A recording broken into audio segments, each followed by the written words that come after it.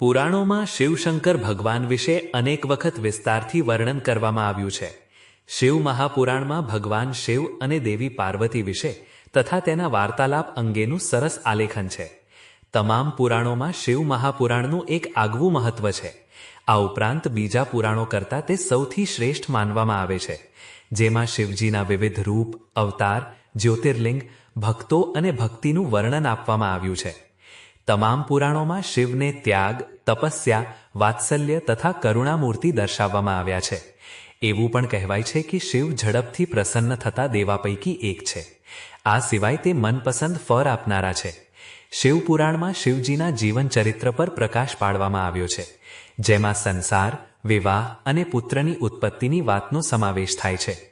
શિવ મહાપુરાણમાં 12 સ્કંધ છે, જેના દરેક સ્કંધમાં શિવજીના જુદા જુદા રૂપ અને તે રૂપનો મહિમા દર્શાવાયો છે. આ પુરાણમાં કુલ 24,000 શ્લોક છે તથા ક્રમશઃ 6 ખંડ છે. વિશ્વેશ્વર સંહિતા, રુદ્ર સંહિતા, કોટિરુદ્ર સંહિતા, ઉમા સંહિતા, કૈલાશ સંહિતા, વાયુ સંહિતા, આ 6 સંહિતા છે. પહેલા સ્કંધમાં શિવ મહાપુરાણની મહિમાનું વર્ણન છે. બીજા સ્કંધમાં શિવના પ્રકાર અને પૂજાનું વર્ણન છે. ત્રીજા સ્કંધમાં પાર્વતીની કથાનું વર્ણન છે.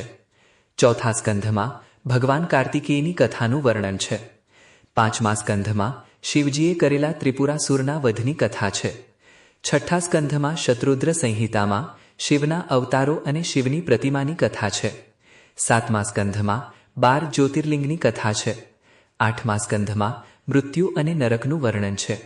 નવમા સ્કંધમાં શિવના અર્ધનારેશ્વર રૂપનું વર્ણન છે. 10મા સ્કંધમાં શિવની વિભૂતિઓનું વર્ણન છે. કોઈ પણ વ્યક્તિ કોઈ કામ કરે તે પહેલાં તેનાથી શું લાભ થવાનો છે તેના વિશે વિચારે છે. આ પુરાણની શરૂઆતમાં જ તેના મહિમા અને લાભ અંગે વાત કરવામાં આવી છે. આ પુરાણ વાંચવાથી ભોગ અને મોક્ષ બંનેની પ્રાપ્તિ થાય છે.